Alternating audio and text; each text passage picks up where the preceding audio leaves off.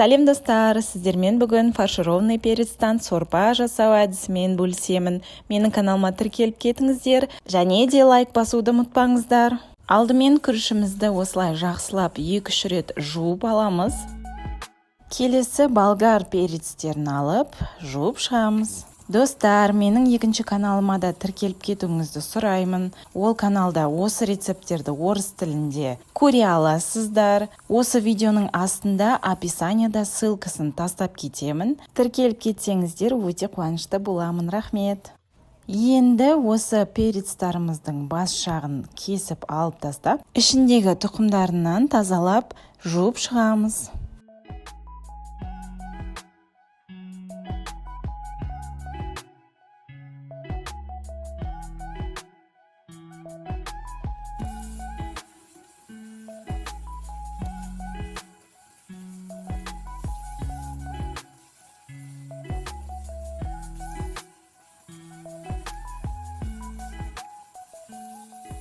Ендігі салмасын дайындайтын боламыз. Фаршқа тұз қосып, қара бұрыш қосып, әртүрлі өзіңіздің сүйікті дәмдеуіштеріңізді қосуыңызға болады. Содан соң фаршымызды жақсылап араластырып аламыз.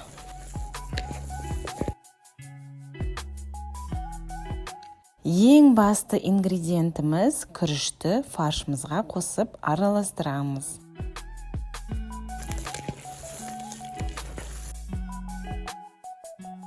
Бәрі дайын болғаннан кейін болгарский перецтің ішіне салмасын салып толтырамыз. Фаршымызды қаттырақ басып, тығызырақ саламыз. Себебі фаршымыз піскен кезде кішкене кішірейеді.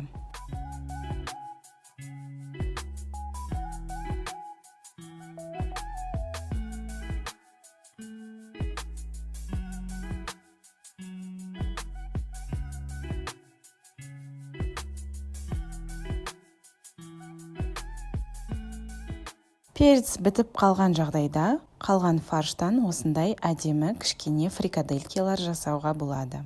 Ешқандай сорпа картопсыз болмайды деп ойлаймын. Ендігі кезекте картоптарымызды тазалап, үлкен бөлшектерге кесетін боламыз.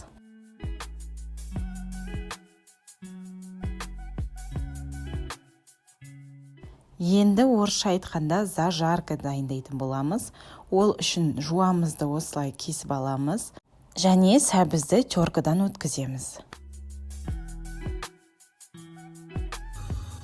Қызып тұрған ыдысымызға сұйық майды құйып, пиязымызды салып, жақсылап қуырып аламыз. Оның үстіне сәбізімізді қосып, тұз саламыз, және де қара бұрыш салып, әртүрлі өзіңіздің сүйікті дәмдеуіштеріңізді қосып араластырасыздар. Содан соң үстіне томат пастасын салып, араластырып, бәрін қуырып аласыздар. Енді осы зажаркамыздың үстіне дайын болгар перецтарын салып, оның үстіне картоптарымызды саламыз, және де фрикаделькелерімізді салып, үстінен су құямыз. Енді сорпамызды қақпағын жауып, жай отта 30-40 минут пісіріп аламыз.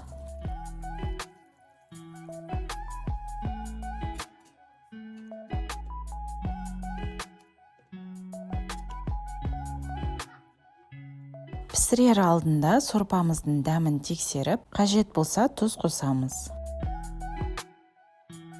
Мінекей осымен фаршированный перецтан сорпамыз дайын болды. Картопы да, бұрыштары да өте жұмсақ дәмді болып пісті. Осылай тарелкелерге салып береміз. Астарыңыз дәмді болсын. Менің парақшама тіркеліп кетіңіздер. Лайк басуды ұмытпаңыздар. Қарағандарыңызға көп рахмет. Сау болыңыздар.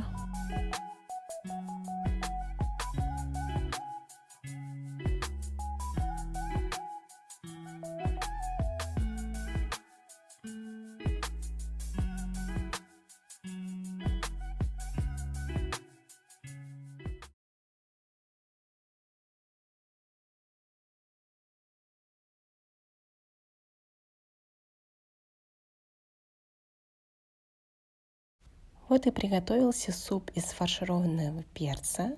Оно еще настоялось на плите 10 минут. Теперь можно угостить наших родных и наслаждаться едой.